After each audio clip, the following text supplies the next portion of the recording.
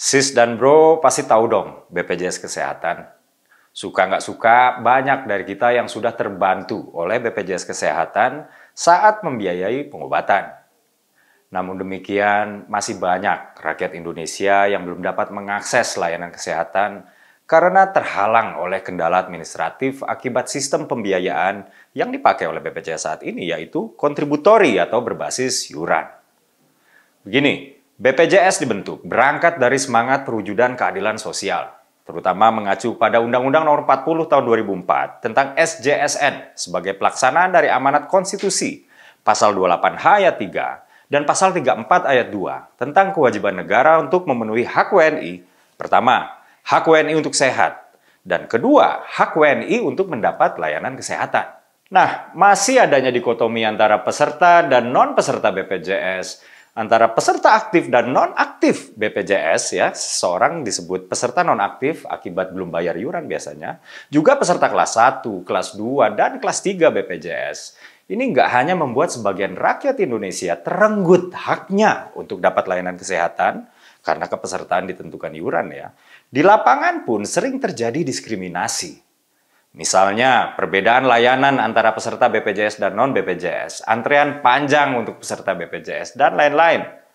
Itulah kenapa PSI akan memperjuangkan jaminan kesehatan universal atau BPJS gratis untuk seluruh rakyat Indonesia.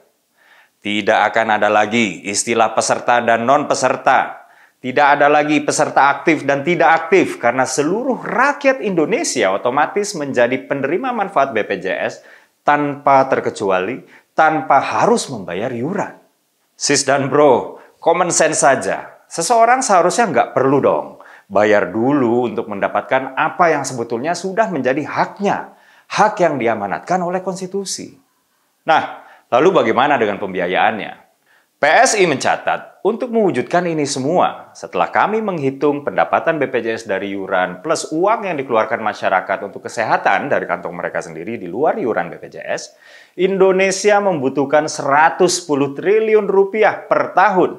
Tidak perlu menambah pajak penghasilan, cukup dengan earmarking pajak transaksi atau PPN sebesar 1% aja, maka seluruh WNI bisa merdeka dari iuran BPJS. PSI ingin menggeser sistem pembiayaan BPJS dari kontributori menjadi tax finance. Sis dan bro, jangan lihat pembiayaan ini sebagai sebuah beban. Ini adalah investment in human capital. Ini bukan soal bagi-bagi kue pembangunan. Ini soal sama-sama berdaya untuk membuat kue pembangunan yang lebih besar. Kita harus berani berpikir maju untuk menjadi negara maju. Mengutip seorang pejuang keadilan, akademisi sekaligus penulis dari Amerika Serikat, Helen Keller, "Until the great mass of the people shall be filled with the sense of responsibility for each other's welfare, social justice can never be attained."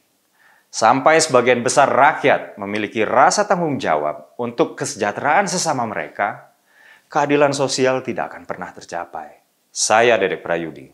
Salam solidaritas.